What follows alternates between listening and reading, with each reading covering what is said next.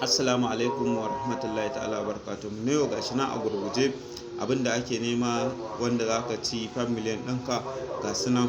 Na farko akwai S yana PR and team ne, kana zuwa ka danna shi kenan ululum yauwa arzikinka ya shiga. Sai ka dawo market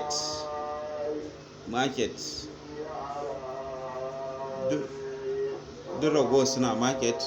In ka zo market sai ka zo ga sunan a market ga do ga trading bot, wayannan ƙwaya su ne ga do ga trading bot.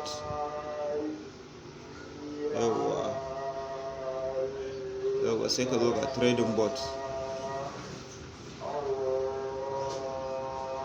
kana cin trading bot ka gama, ka ci miliyan 5 ɗinka.